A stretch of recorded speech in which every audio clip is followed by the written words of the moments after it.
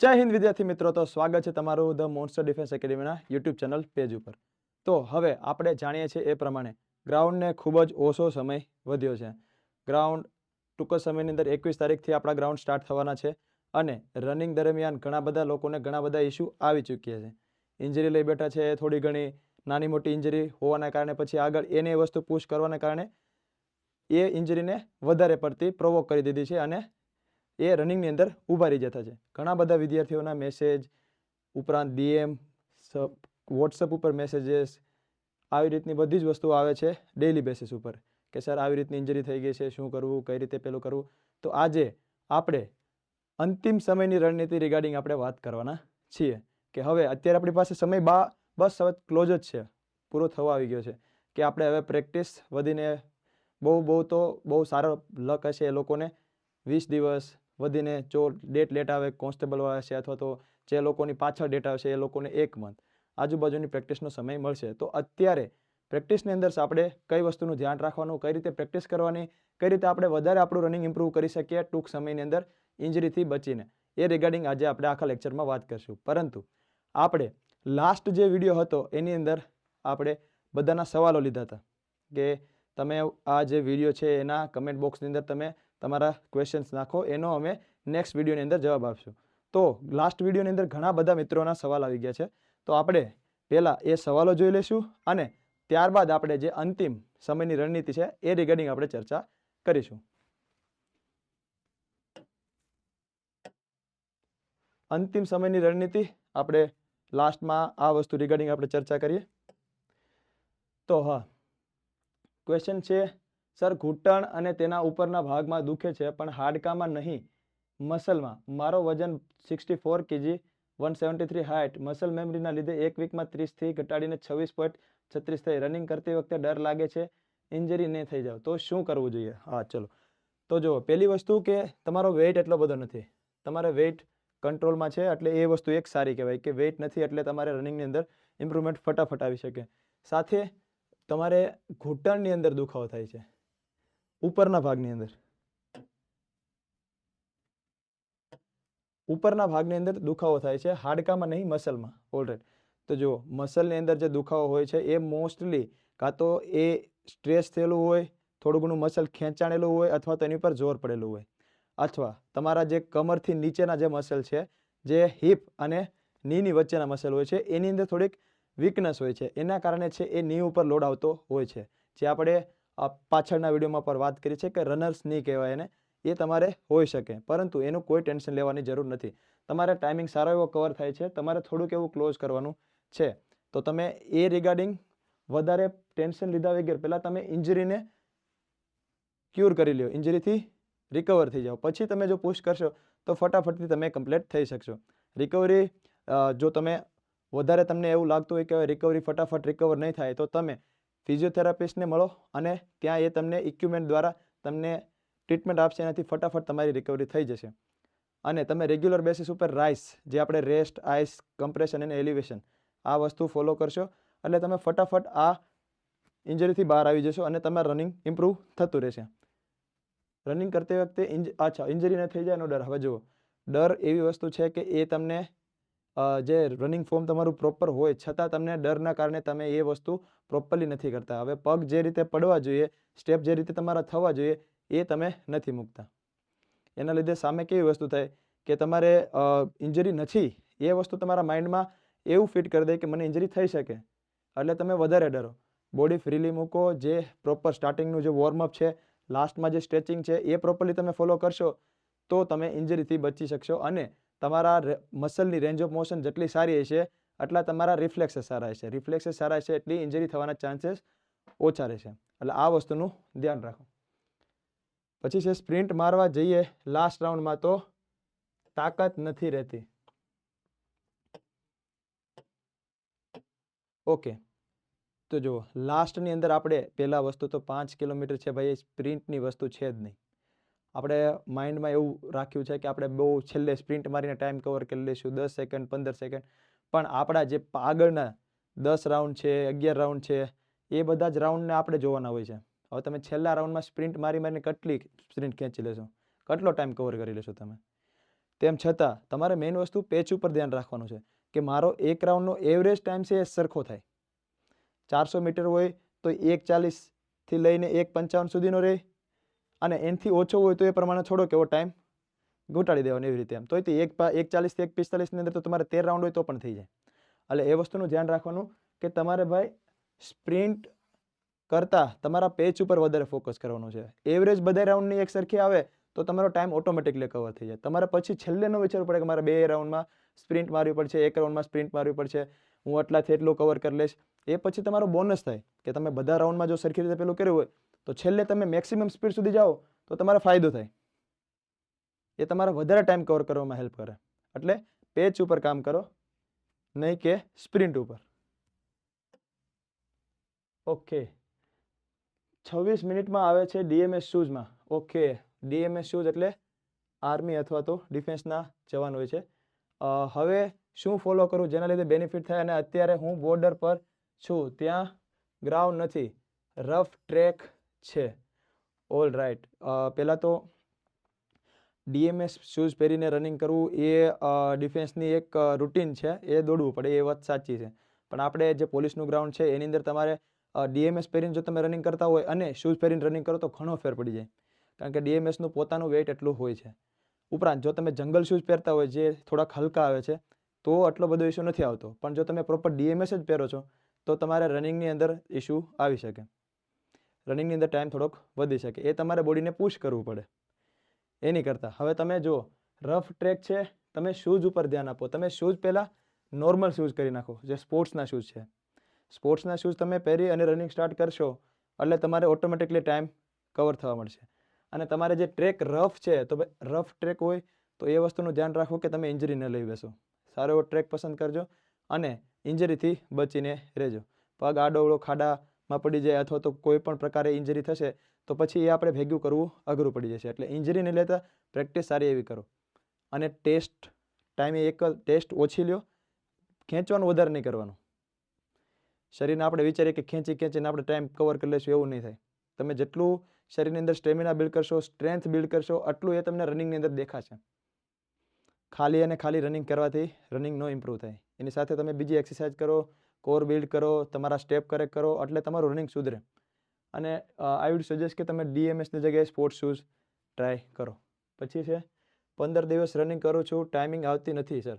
11 minute થાય છે, 9:30 છે, 9:30 જગ્યાએ. Okay Hiralben, okay. જો પહેલી એવી વસ્તુ હોય છે કે બહેનોની અંદર ઘણી વસ્તુ એક વસ્તુ સેમ જોવા મળી છે કે એ ડિમોટિવેટ ફટાફટ થઈ જાય બહુ જ, તે કે મારા ટાઈમિંગ વધી જાય છે તો હું શું કરું, સેમ જ ટાઈમ આવે છે એવી રીતે.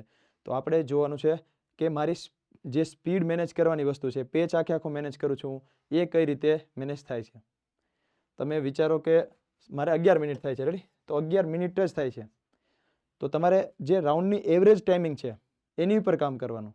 કે હવે તમે ધારો કે પહેલો રાઉન્ડ છે, પહેલો રાઉન્ડ દોડે તમારે કેટલો ટાઈમ આવ્યો નોટ કરો, પછી બીજા રાઉન્ડની અંદર કેટલો ટાઈમ આવ્યો એ નોટ કરો, ત્રીજા રાઉન્ડનો ટાઈમ નોટ કરો, અને પછી ચોથા રાઉન્ડનો ટાઈમ નોટ કરો. હવે આ 4 રાઉન્ડની અંદર તમારે કયા રાઉન્ડની અંદર વધારે ઇમ્પ્રુવમેન્ટની રિક્વાયરમેન્ટ છે એ વસ્તુ જુઓ. પછી એ વસ્તુને તમે માઇન્ડમાં રાખશો કે મારે પહેલા રાઉન્ડની અંદર સારો ટાઈમિંગ આવ્યો હતો, બીજામાં થોડોક સારો આવ્યો હતો, પણ ત્રીજા અને ચોથામાં થોડુંક ડાઉન થઈ ગયું એમ, તો પછી આની પર કામ કરવાનું. તમને જ્યાંથી એવું લાગે ત્યાંથી તમારે કોશિયસલી ધ્યાનથી સ્પીડ ઉપર કામ કરવાનું સ્ટાર્ટ કરી દેવાનું. જો ગ્રુપમાં દોડતા હોય એવી રીતે હોય તો તમે કોઈને કવર કરવા પ્રયત્ન કરો, આગળ નીકળવા પ્રયત્ન કરો, અથવા તો જો ગ્રુપમાં ન હો તો ઘડિયાળને રેફરન્સમાં રાખો કે મારે ટાઈમ આટલો થાય છે, મારે થોડીક એવી સ્પીડ પુશ કરવી પડશે. બાકીની જે બીજી બધી પ્રેક્ટિસ છે એ તમે કરશો, કોરની સ્ટ્રેન્થ વધારશો, તમારા લેગની સ્ટ્રેન્થ વધારશો, એટલે તમારે રનિંગ સુધરશે. પેનિક નથી થવાનું, ડરવાની વસ્તુ નથી આ. જેટલું પોઝિટિવ વસ્તુ છે, પોઝિટિવલી તમે જેટલું રનિંગને હેન્ડલ કરશો એટલું તમારું રનિંગ ઇમ્પ્રૂવ થશે. મારાથી થઈ જશે, આઈ વિલ ડુ ઇટ, એવી રીતે વિચારશો તો તમારે રનિંગ સુધારવામાં વાર નહીં લાગે. પરંતુ જો તમે એવું વિચારશો કે બસ હું દોડી કેમ નથી શકતી, ખેંચું છું એટલું દોડું છું, એટલી મહેનત કરું છું તો પણ કેમ નથી થતું, તો એ તમને વસ્તુ ખાલી એવું જ થશે કે તમે સેમ વસ્તુ ફોલો કરો છો અને પછી રિગ્રેટ કરો છો. એટલે તમારી રનિંગની પેટર્નની અંદર ચેન્જ લાવો, તમારા ટાઈમ નોટ કરો, ટાઈમ નોટ કરીને પછી પ્રેક્ટિસ કરો એટલે ઓટોમેટિકલી થઈ જશે. 32 में 12 રાઉન્ડ હો રહે હૈ, બ્રીધિંગ કેસે લે. ઓકે, બ્રીધિંગ કેવી વસ્તુ છે, કે જે બોડી રિક્વાયરમેન્ટ હોય ઓક્સિજન એ તો બોડી લેશે જ તે, સમજી ગયા? બોડીને જેટલા ઓક્સિજનની રિક્વાયરમેન્ટ છે એ લેશે, પણ હવે એ આપણે રિધમમાં કઈ રીતે લેવું એ આપણા પર ડિપેન્ડ કરે. તમે 2 સ્ટેપ શ્વાસ લ્યો, 2 સ્ટેપ છોડો, 2 સ્ટેપ 3 સ્ટેપ શ્વાસ લ્યો, 3 સ્ટેપ છોડો શ્વાસ, એવી રીતે પણ ચાલે. એટલે આ રિધમથી થઈ ગયું. અને નેચરલી જે શ્વાસ આવે છે નાક દ્વારા આવે છે ત્યાં સુધી નાકથી શ્વાસ લ્યો, મોઢેથી છોડો. એ વસ્તુ વધારે ઓક્સિજનની રિક્વાયરમેન્ટ હોય ત્યારે આપણી પાસે સોલ્યુશન રહે કે આપણે મોં ખોલીને પણ શ્વાસ લેવો પડે. એમાં પછી આપણે જેટલી ઓક્સિજનની રિક્વાયરમેન્ટ વધે એ પ્રમાણે પછી એર ઇન્ટેક બી વધવો જોઈએ. ઓક્સિજન ઇન્ટેક વધે એટલે ધીરે ધીરે પછી બોડી એ કેપેસિટીથી ચાલે, પછી બ્રીથ મેનેજ થાય. ઓક્સિજન પૂરો ન થાય એટલે શ્વાસ વધારે ચડે. એટલે એ તમારે વધારે વિચારવાનું નથી કે શ્વાસ તમે કઈ રીતે લ્યો છો, તમારે એ વિચારવાનું છે કે મારું બોડી મેનેજેબલી શ્વાસને મેનેજ કરી શકે કે નહીં. પ્રોપરલી વોર્મઅપ થાય પછી સ્પીડને મેનેજ કરવાનું ટ્રાય કરો. ભાઈઓમાં મેક્સિમમ આપણે જોયું શ્વાસ એને ચડતો હોય જે વધારે સ્ટાર્ટિંગની અંદર વધારે ખેંચી લેતા હોય. 2-3 રાઉન્ડ સુધી સારી એવી સ્પીડ કરી લે કે વધારે જેટલો ટાઈમ થાય એટલો કવર કરી લો, પછી આગળ જે થાય જોઈ જાય. એ લોકોને શ્વાસ વધારે ચડતો હોય છે. ઇન્સ્ટેડ ઓફ કે જે થોડુંક એવું વોર્મઅપ થવા દે, પહેલા બીજા રાઉન્ડની અંદર થોડુંક એવું બોડી વોર્મઅપ થાય અને પછી એ પોતાની સ્પીડ ગેઇન કરે, તો એ સામે એમને ટાઈમની અંદર ઇમ્પ્રુવમેન્ટ જોવા મળે છે. એટલે એવી રીતે પ્રેક્ટિસ કરો. અને બ્રિધિંગને જો ફોકસ કેવું રાખવાનું કે તમારે સ્ટેપ ઉપર ધ્યાન રાખવાનું. વધારે પડતું શ્વાસ ઉપર તમે ફોકસ કરશો તો તમને શ્વાસ ચડે એવું વધારે ફીલ થશે. આપણે જે વસ્તુ ઉપર વધારે ધ્યાન આપીએ એ વસ્તુ આપણને વધારે ફીલ થાય. લાઈક આપણને આટી ચડી તો આટી પર વધારે ફોકસ કરીએ તો આપણને આટી વધારે ઇફેક્ટ બતાવે. સાયકોલોજીકલ વસ્તુ છે. તમને શ્વાસ વધારે ચડે તો તમે શ્વાસ ઉપર વધારે ફોકસ કરો તો શ્વાસ વધારે ચડે એવું ફીલ થાય. તમારે રનિંગ આજુબાજુની વસ્તુ પર ધ્યાન રાખવાનું, સ્ટેપ્સ ઉપર ધ્યાન રાખવાનું, એટલે ઓટોમેટિકલી તમારે રનિંગની અંદર ધ્યાન રહેશે, શ્વાસ ઉપર ધ્યાન નહીં રહે. એટલે આવી રીતે મેન્ટલ ગેમ છે આ મેઇન વસ્તુ. તો રનિંગમાં ટાઈમ નથી ઓછો થતો 1600 મીટર માટે. હા બેન, તો જો ઓકે, 1600 મીટર માટે મેઇન વસ્તુ છે કે તમારે રેપિટેશન ઉપર વધારે વર્ક કરવાનું રહેશે. બહેનોને ખાસ તમારે તમારો એક રાઉન્ડ કેટલા મિનિટમાં પૂરો થાય છે, સેમ વસ્તુ તમે બીજા રાઉન્ડ, ત્રીજા રાઉન્ડ ને ચોથા રાઉન્ડની અંદર મેનેજ કરી શકો છો કે નહીં. પહેલાં બીજાનું એક ટાઈમિંગ છે અને બીજા બેનો ટાઈમિંગ ઓછો છે તો સારું છે. વધારે પહેલાં 2 રાઉન્ડનો જો સારો એવો ટાઈમ કવર કરી લીધો, પછી લાસ્ટના 2 રાઉન્ડની અંદર તમે એવું વિચારો કે મારો ટાઈમ ખેંચવો હશે પણ નથી ખેંચાતું, તો ત્યાં તમારા ટાઈમ વધી જશે. એટલે પ્રેક્ટિસ કરો કે 4 રાઉન્ડનો કાં તો એવરેજ સરખો રાખો અને કાં તો સ્ટાર્ટિંગના રાઉન્ડ થોડાક સ્લો રાખો, પાછળના ખેંચી લો. સ્ટાર્ટિંગમાં ખેંચવાની આદત એ લોકોને છે જે લોકો હેવી પ્રેક્ટિસ કરેલી છે, ઘણો બધો સમયથી 4-5 મહિના 6 મહિનાથી પ્રેક્ટિસ કરી, અથવા તો જૂના જે પ્રેક્ટિસ કરેલા છે એ લોકો આની પર વધારે ફોકસ કરીએ કે એ લોકોને ફટાફટથી આ બધી વસ્તુ 100 મીટર કવર કરવામાં થોડીક પ્રેક્ટિસ કરે એટલે એ લોકોને મસલ મેમરી હોય, યાદ આવી જાય બધી વસ્તુ, પ્રેક્ટિસ એમની યાદ આવી જાય, મસલની અંદર સ્ટ્રેન્થ આવી જાય એટલે ઓટોમેટિકલી ખેંચવાનું સ્ટાર્ટ કરી દે. પણ તમારે જો નવા હોય તો આવી રીતે પ્રેક્ટિસ કરવાની કે તમારો ટાઈમ નોટ કરવાનો, 1 રાઉન્ડ, 2 રાઉન્ડ, 3 રાઉન્ડ, 4 રાઉન્ડ, ધીમે ધીમે ધીમે ધીમે બધા રાઉન્ડનો સમય થોડો થોડો ઓછો કરવાનો. બધા રાઉન્ડનો 5-5 સેકન્ડ ઓછો કરો એટલે તમારા 20 સેકન્ડ ઘટી જાય. એટલે આવું વિચારો તમે, નહીં કે એક રાઉન્ડમાં તમે 30 સેકન્ડ ઘટાડવાની ટ્રાય કરો. બધા રાઉન્ડની અંદર થોડી થોડી ઘટાડવાની ટ્રાય કરો એટલે તમારે એફર્ટ એવી રીતે લાગશે. તમે એક બસ છેલ્લે સ્પ્રિન્ટ મારી દે તો સ્પ્રિન્ટમાં તમે કેટલું ખેંચી લેશો. એટલે એવી રીતે વિચારો કે 4 રાઉન્ડનો પેચ એક એવરેજ લઈને આવો એટલે તમારે ઓટોમેટિકલી ટાઈમ ઘટી જશે. પછી છે સીન પેન જોરદાર થાય છે, ભૈયા ક્યાં કરે. ઠીક છે, બે સીન પેન માટે આપણે પહેલી જ વાત કરી છે કે સીન પેન છે એ રાઇસ ઉપર વધારે કામ કરવાનું, રેસ્ટ, આઈસ, કમ્પ્રેશન, એલિવેશન. ઉપરાંત જો એનાથી વધારે પેલી વસ્તુ હોય તો ડૉક્ટરને કન્સલ્ટ કરો. મસાજ કોઈ નહીં કરતા, ઘણા બધા મેં જોયા છે ઇન્સ્ટાગ્રામ ઉપર વિડીયો જોઈ અને તેલ લઈને બેસી જાય છે, સીન પેન ઉપર એવી રીતે મસાજ કરે છે, બહુ જોરદાર મસાજ, પછી એ સરખું થવાને બદલે ખરાબ થઈ જાય છે.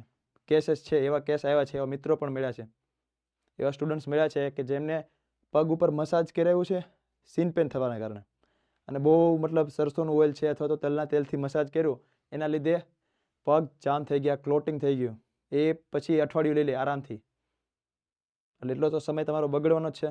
એટલે ધ્યાન રાખો કે રાઇસ યુઝ કરો, આઈસિંગ સ્ટાર્ટ કરો, રેસ્ટ આપો થોડોક એવો, વોકિંગ કરો, શરીરને રિકવર થવા દો, હેવી પ્રેક્ટિસ અવોઇડ કરો, લાઇટ પ્રેક્ટિસ રાખો થોડાક દિવસ, કોરની એક્સરસાઇઝ, સ્ટેમિના બિલ્ડિંગની એક્સરસાઇઝ વધારે કરો તો સીન પેન ફટાફટથી રિકવર થઈ જશે.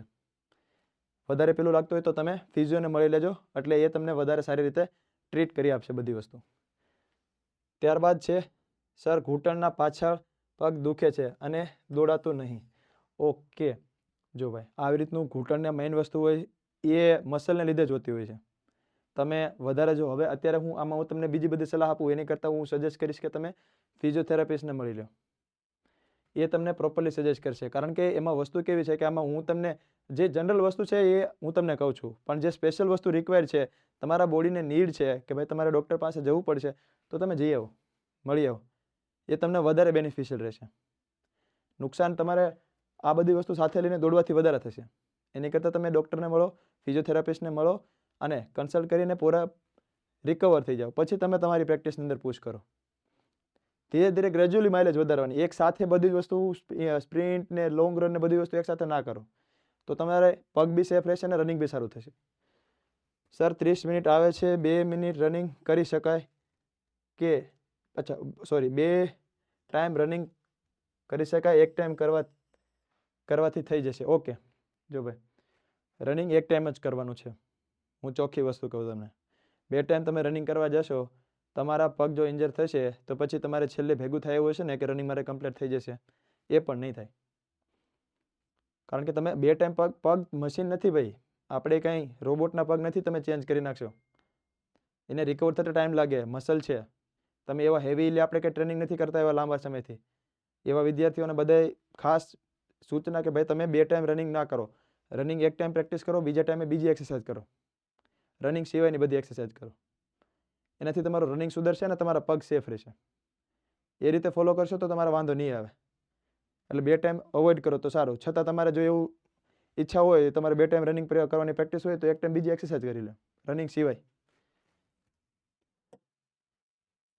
2 કિલોમીટર રનિંગ કરવા પછી લેગ ભારી લાગવા મળે છે તો શું કરવું? જો ભાઈ આમાં મેઇન વસ્તુ લેગ ભારી લાગવા મળવાનું કારણ છે પ્રોપર એક તો રેસ્ટ નથી મેળવ્યો, અને બીજી વસ્તુ કે સ્ટ્રેચિંગ પ્રોપરલી ફોલો નથી કરતા. વોર્મઅપ અને સ્ટ્રેચિંગ તો ધ્યાન આપો, વોર્મઅપ અને સ્ટ્રેચિંગ પ્રોપરલી ફોલો કરો. કોણ છે આ ભાઈ? હા, ભરતભાઈ. ઓકે, ભરત વડોદરાભાઈ, આ તમે વસ્તુ ધ્યાન રાખો કે તમે થોડોક રેસ્ટ આપો, સ્ટ્રેચિંગ પ્રોપરલી ફોલો કરો, વોર્મઅપ પ્રોપરલી ફોલો કરો, તો પગ ફટાફટ રિકવર થતા થઈ જશે. આ તો તમે રનિંગ કરો અને પછી ફરીથી બીજા દિવસે સેમ વસ્તુ ફોલો કરો, એટલે કેવી રીતની વસ્તુ થાય કે તમારે પગ રિકવર થાય એ પહેલાં તમે ફરીથી એની ઉપર વર્ક સ્ટાર્ટ કરી દો છો. એમાં ટાઈમ લાગે, રિકવર થતાં ટાઈમ લાગે. એટલે સ્ટ્રેચિંગ અને વોર્મઅપ પ્રોપરલી ફોલો કરો.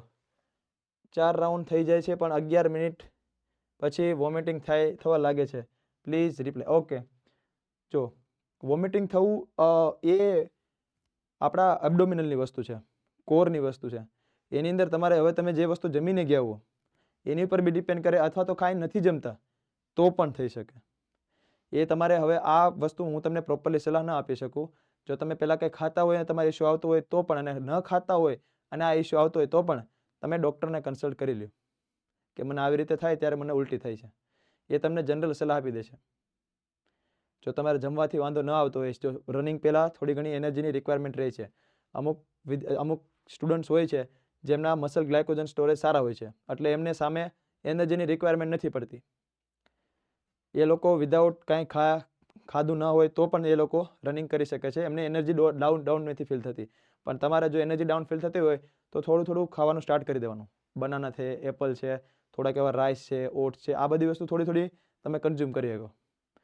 ખાટી વસ્તુ છે, એવી વસ્તુ જે પેટની અંદર ગરમ પડી શકે, બળતરા કરી શકે, એવી વસ્તુ ખાલી પેટ એવોઇડ કરવી. એ વસ્તુ બીજી વસ્તુ કોઈ સાથે ખાઓ એની હારે તમે ખાટી વસ્તુ એડ કરો તો ચાલે, પણ ડાયરેક્ટ તમે કોઈ પણ પેટની અંદર બળતરા કરે એવી વસ્તુ નથી ખાવાની. આ બધી વસ્તુ મેં જે તમને કીધું, એપલ ને બનાના ને એ બધી વસ્તુ, એ લાઇટ પડે, એ ફટાફટથી ડાયજેસ્ટ થઈ જાય અને તમને એનર્જી આપી દે. અડધી કલાકથી પોણી કલાક સુધીમાં તમે એ પહેલાં ખાધી હોય તો તમારે પછી વાંધો નથી આવતો. એટલે વોમિટિંગ તમે બેન આઈ સજેસ્ટ કે તમે ડૉક્ટરને મળી લો. પછી સર રનિંગ માટે ટાઈમ આપવો જોઈને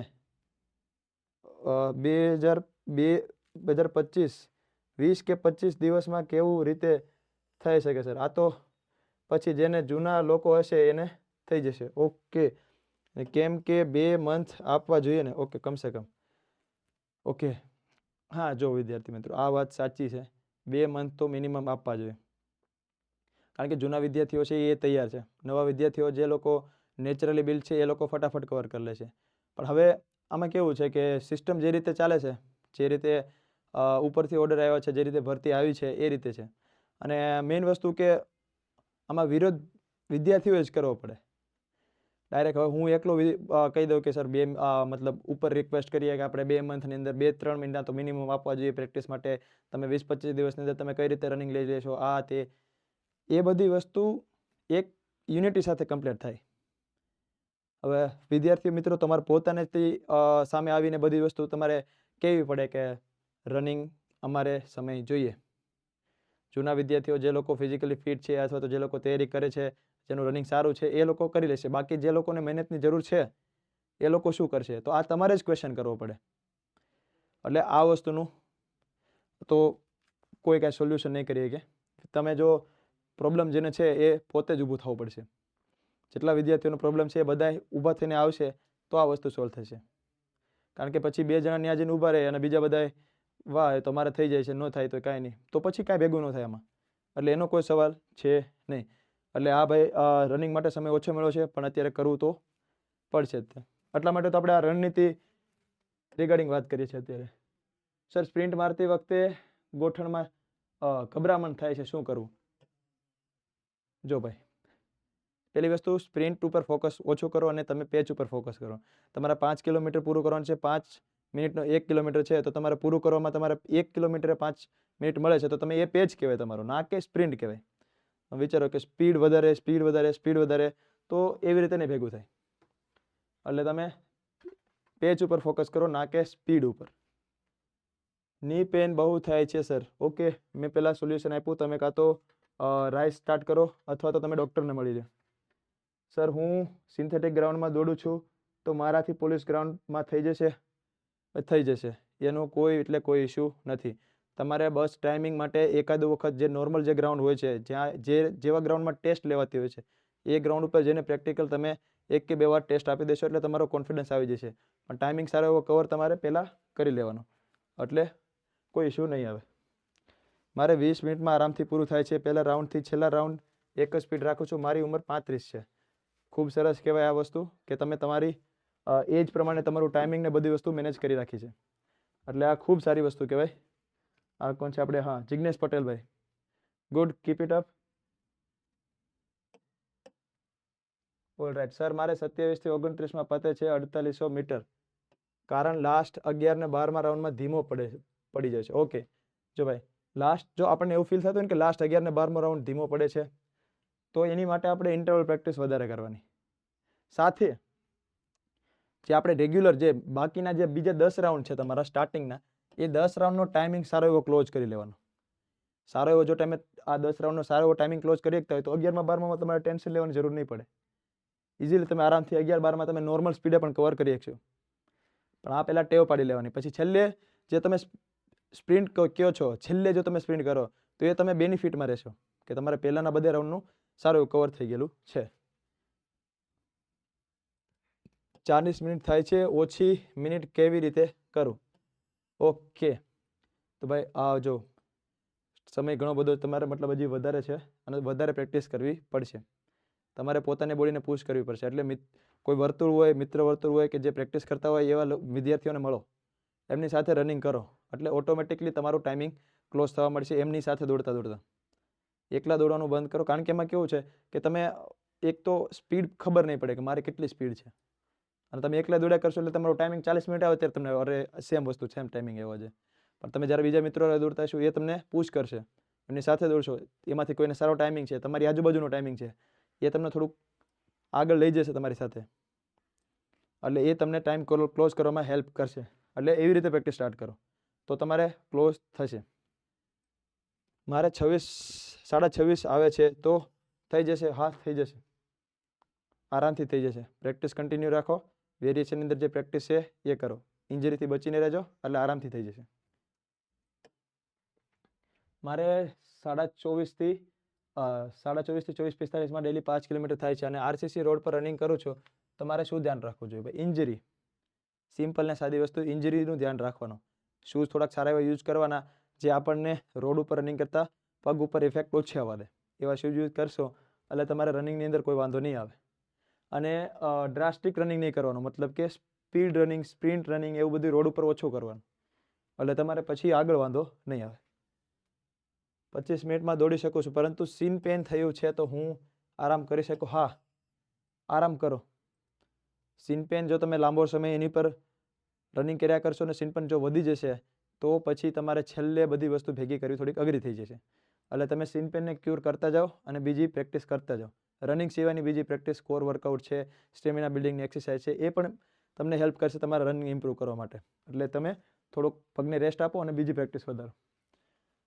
27 મિનિટ, સરસ. 2 મિનિટ જ છે. ફટાફટથી થોડીક એવી પ્રેક્ટિસની અંદર ધ્યાન આપો. 2 મિનિટ ક્લોઝ થઈ જશે. વધારે એવું હોય તો 24 મિનિટ સુધી પણ લઈ જઈ શકો, જેથી તમારો કોન્ફિડન્સ સારો રહે. સર, એન્કલમાં પેઇન થાય છે, કંઈક સોલ્યુશન આપો. ઓકે, એન્કલ પેઇનના થોડા ઘણા કારણો હોય. મચકોડ આવ્યો હોય, વાગ્યું હોય, પગ આડો પડી ગયો, એવી રીતની કોઈ પણ વસ્તુ થઈ હોય, ઓવર ટ્રેન થઈ ગયો હોય, એ બધી વસ્તુ હોઈ શકે. તો તમે આ સજેસ્ટ કરીશ કે તમે આઈસિંગ તો સ્ટાર્ટ કરો જ તે, પણ તમે ફિઝિયોથેરાપિસ્ટને પણ મળી લો. તો જલ્દી તમે સોલ્યુશન લઈ આવશો તો તમારા સામે ફટાફટથી સારી પ્રેક્ટિસ કરી શકશો.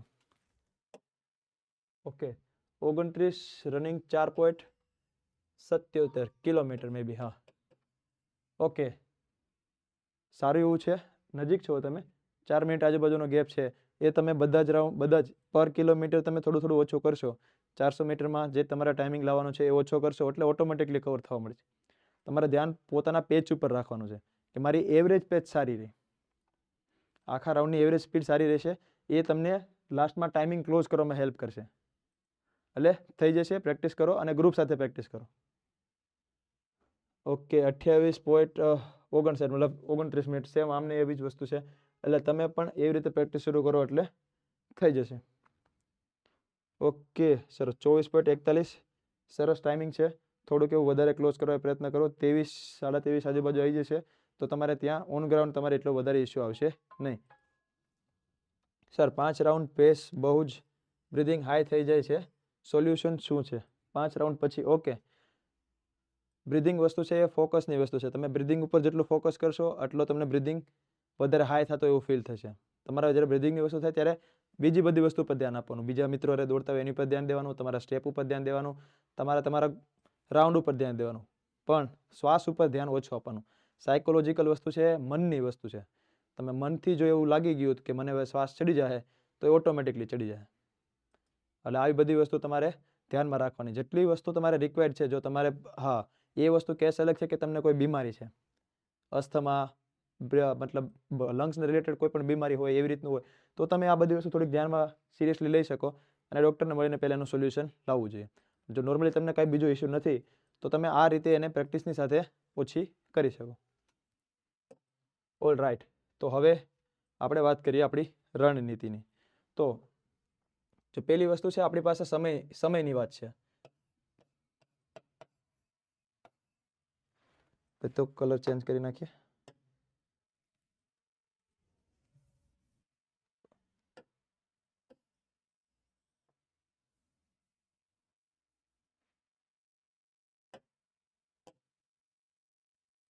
ઓલ રાઈટ, પહેલી વસ્તુ છે તમારે રણનીતિ અંદર આવે છે તમારી ટાઈમ. તો ભાઈ જો એક ટાઈમ પ્રેક્ટિસ કરવાની છે રનિંગની અને બીજા ટાઈમ તમારે પ્રેક્ટિસ કરવાની છે સ્ટેમિના બિલ્ડિંગની. આ રીતે તમારે પ્રેક્ટિસ સ્ટાર્ટ કરવાની છે રનિંગ અને સ્ટેમિના બિલ્ડિંગની, જેનાથી તમારે 2 ટાઈમ પ્રેક્ટિસ થઈ જશે અને તમને એવું બી ફીલ નહીં થાય કે હું પ્રેક્ટિસ ઓછી કરું છું. અમુક હોય ને કે 2 ટાઈમ પ્રેક્ટિસ, 2 ટાઈમ નહીં દોડું તો મને લાગે હું પ્રેક્ટિસ નથી કરતો. 2 ટાઈમ ખેંચીને પગની હાલત ખરાબ થઈ જાય પછી એવું વિચારે કે મેં કાશ આવું ન કર્યું હોત. એટલે આવો રિગ્રેટ લેવા કરતાં આવી રીતે પ્રેક્ટિસ સ્ટાર્ટ કરો. બીજી વસ્તુ છે રિકવરી. તો રિકવરી પ્રોપરલી થવી જોઈએ. તમારે રેસ્ટ પ્રોપર લેવાનો છે. રેસ્ટનો મતલબ એવો નથી કે ખાલી સૂવાનું. પ્રોપરલી ટાઈમે તમારે મોબાઈલનો યુઝ ઓછો કરી દેવાનો છે. મોબાઈલ સાઈડમાં મૂકી અડધી કલાક પહેલાં સૂઈ જવાનું છે. મોબાઈલ સાવ આવી રીતે સ્ક્રીન ફેસ ઉપર હોય અને પછી 5 મિનિટ પહેલાં મોબાઈલ મૂકીને સૂવે એટલે એ તમને પ્રોપરલી બોડી રિકવર નહીં થવા દે. જોયું છે તમે કે ઊંઘ આવતી હોય દિવસ દરમિયાન, તમે 8 કલાકની ઊંઘ લીધી હોય તો પણ. એટલે આ વસ્તુ રિકવરી પર પ્રોપરલી ધ્યાન આપવાનું. ઠંડા પાણીથી પગ ધોવાનું સ્ટાર્ટ કરો, બરફ લગાવવાનું સ્ટાર્ટ કરો. તમને કાંઈ ન હોય તો પણ એ તમને હેલ્પ જ કરશે તમારા પગને ફટાફટ રિકવર થવા માટે. આ એટલે રિકવરી. આ બીજી વસ્તુ, સૌથી ઇમ્પોર્ટન્ટ વસ્તુ રિકવરી છે. ત્રીજી વસ્તુ છે ડાયટ. ડાયટની અંદર જે રેગ્યુલર વસ્તુ તમે જે ખાઓ છો એ વસ્તુ કન્ટિન્યુ રાખો. જે જંક વસ્તુ છે, ખરાબ ઓઇલી ફૂડ છે, એ બધી વસ્તુ પર થોડોક ટાઈમ ઓછું કરી દો જમવાનું, એટલે તમારા રનિંગને ઘણો બધો ફેર પડશે. આપણને એવું લાગે કે આટલા સમયમાં ડાયટથી શું ફેર પડી જાય, પણ એનાથી બહુ ફેર પડે. એ દરમિયાન તમારી જો ડાયટ સારી છે, મોર્નિંગની અંદર તમે રનિંગ કરો, પછી પોસ્ટ રનિંગની ડાયટ બહુ સારી હોવી જોઈએ. એની અંદર તમે મેક્સિમમ પ્રોટીનવાળી વસ્તુ લેવા ટ્રાય કરો. સ્પ્રાઉટ્સ થઈ ગયા, ચંક્સ થઈ ગયા, કળ થઈ ગયું, દૂધ થઈ ગયું, આ બધી વસ્તુ થઈ ગઈ. બેસન જે કે આપણે સત્તુ કહીએ છીએ જેને, એ બધી વસ્તુ તમે પીવાનું સ્ટાર્ટ કરશો એટલે એ તમને એનર્જી આપશે. પછી બોડી વીક નહીં ફીલ થાય. એટલે ડાયટ ઉપર પ્રોપરલી ફોકસ કરવાનું સ્ટાર્ટ કરો. પછી વસ્તુ છે હાઇડ્રેશન. સ્પેલિંગ ભૂલ્યું તો જવા દેજો. ચોથી વસ્તુ છે હાઇડ્રેશન. પ્રોપરલી બોડી હાઇડ્રેટ થવી જોઈએ. બોડીને પરસેવો આવશે, બધી જ વસ્તુ થશે, અને ઉપરથી શિયાળો છે એટલે આપણને લાગે કે બંને તરસ ઓછી લાગે છે, પણ આપણી સ્કિન ડ્રાય થવા મળે છે, આપણે યુરિન હોય છે યલો આવવા મળે છે, એટલે આપણે સમજી જવાનું કે આપણે બોડી પાણીની રિક્વાયરમેન્ટ વધી ગઈ છે બોડીની અંદર, અને બોડી ડિહાઇડ્રેટ થવા મળ્યું છે. એટલે પાણીનો પ્રોપરલી યુઝ કરવાનો, પાણી પીતા રહેવાનું રેગ્યુલરલી. ઇલેક્ટ્રોલવાળું પાણી થઈ ગયું, પછી લીંબુની સાથે નમક નાખી અને એવી રીતે પાણી પી શકાય. ખાટા ફળોનું સેવન કરી શકાય. એ બધી વસ્તુ તમારા બોડીને હાઇડ્રેટ રાખવામાં હેલ્પ કરશે. હાઇડ્રેટ હશે બોડી તો તમને બીજી કોઈ વસ્તુનો ઇસ્યુ નહીં આવે. ઘણી બધી વસ્તુ, જો આંટી ચડવાનું કારણ છે ને મેઇન તો હાઇડ્રેશન પણ હોય છે. તમારે બોડીની અંદર પ્રોપર વોટર હોલ્ડ ન થતું હોય, પાણી હોય જ નહીં બોડીની અંદર, તો ફટાફટ પરસેવામાં જતું રહેશે. બાકીની બધી વસ્તુ ક્રેમ્પ પડે. એ ક્રેમ્પ એ જ આંટી પડે પછી. એટલે આ વસ્તુનું પ્રોપર ધ્યાન રાખવાનું. તો આ મેઇન પોઈન્ટ થઈ ગયા જે તમારે ફોલો કરવાના છે. અને એક સ્પેશિયલ સૌથી વધારે ઇમ્પોર્ટન્ટ વસ્તુ જે રનિંગ તમારું ઇમ્પ્રૂવ કરવામાં હેલ્પ કરશે.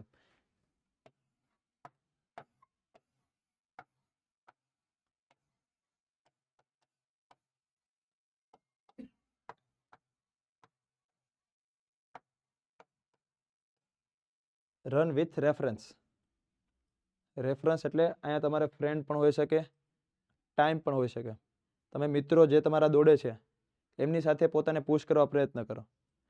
તમે જેટલું, ધારો કે કોઈને સારો ટાઈમ ક્લોઝ થઈ જતો હોય તો તમે એની યારે પહેલા રાઉન્ડ ન દોડો, પણ છેલ્લા રાઉન્ડની અંદર થોડું થોડું ખેંચવા પ્રયત્ન કરશો એટલે તમારો ટાઈમ ક્લોઝ થતો થશે. અને બીજી વસ્તુ, જો તમારા ફ્રેન્ડ્સ સાથે ન દોડતા હોય, તમે એકલા દોડતા હોય, તો પછી બીજી વસ્તુ છે ટાઈમ. ઘડિયાળ હાથમાં રાખો, મોબાઈલ હાથમાં રાખો, જે રનિંગની એપ્લિકેશન છે એ સાથે રાખો, એટલે એ તમને પેચ, તમારો પેચ કેટલો રહે છે, કેવી રીતે જાય છે, એ બધી વસ્તુ તમને એની અંદર બતાવશે. ટ્રેક થશે જીપીએસ થ્રુ. તો તમને આઈડિયા આવશે કે હું ક્યાં સ્લો પડું છું. પછી તમે જે નેક્સ્ટ ટાઈમ પ્રેક્ટિસ કરશો ત્યારે તમે એ વસ્તુ તમારા માઇન્ડમાં રહેશે કે મારે હવે આ વસ્તુનું ધ્યાન રાખવાનું છે. એટલે આ વસ્તુ જો મેઇન આપણે ફરીથી એકવાર રિપીટ કરી દઈએ. જો ટાઈમ, 2 ટાઈમ પ્રેક્ટિસ કરવાની છે, એકવાર રનિંગની અને બીજી વાર સ્ટેમિના બિલ્ડિંગની. બીજી વસ્તુ રિકવરી પર પ્રોપર ધ્યાન દેવાનું છે. ત્રીજી વસ્તુ ડાયટ ઉપર. ચોથી વસ્તુ એ તમારે હાઇડ્રેશન પ્રોપરલી મેનેજ કરવાનું છે. અને પાંચમી વસ્તુ રન વિથ રેફરન્સ. મિત્રની સાથે દોડો અથવા તો ટાઈમ જોઈને દોડો કે મારે ટાઈમ કેટલો કવર થાય છે એ. તો આ છે પ્રોપર રણનીતિ. આ વસ્તુ તમે ફોલો કરશો તો તમારું રનિંગ 100% સુધરશે.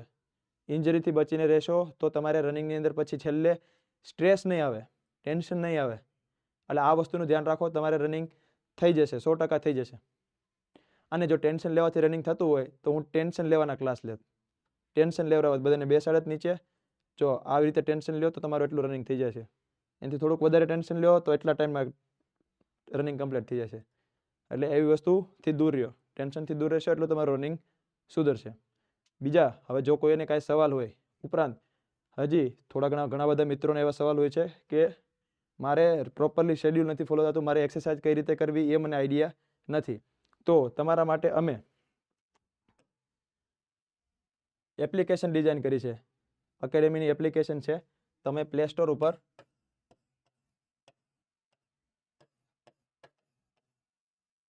એકેડેમીનું નામ સર્ચ કરશો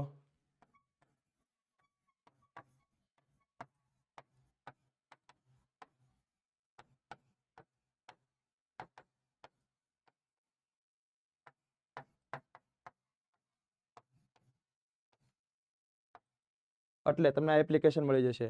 એની અંદર તમને પહેલાં તો ફ્રી રનિંગ ગાઈડ આપેલી છે અને મેલ અને ફિમેલના અલગ અલગ કોર્સ આપેલા છે. એ કોર્સની અંદર તમને ડાયટ પણ આપેલી છે જે તમારે ફોલો કરી અને તમારું રનિંગ ઇમ્પ્રૂવ કરી શકો. અને ઉપરાંત જો તમારા શેડ્યુલની અંદર ઇસ્યુ આવતો હોય, તમારા રનિંગની મેક્સિમમ ઇસ્યુ આવતો, કોઈ પણ પ્રકારનો પ્રોબ્લેમ હોય, એ બધી જ વસ્તુનું સોલ્યુશન જોતું હોય તો તમે એપ્લિકેશનની સાથે કોર્સ બાય કરીને મારી સાથે જોડાઈ શકો છો. એનું આખું ગ્રુપ છે, એની અંદર ઇમ્પ્રુવમેન્ટ બહુ એટલે બહુ સારું મળી રહ્યું છે. એ ઘણા બધા વિદ્યાર્થીઓના મેસેજ પણ આવી રહ્યા છે અને એ બધાના પ્રૂફ તમારે જોવો હોય તો તમે ઇન્સ્ટાગ્રામના પેજ ઉપર ચેક કરી શકો છો. તો આ એપ્લિકેશન છે અને જો ન સમજાય તો તમે આ નંબર ઉપર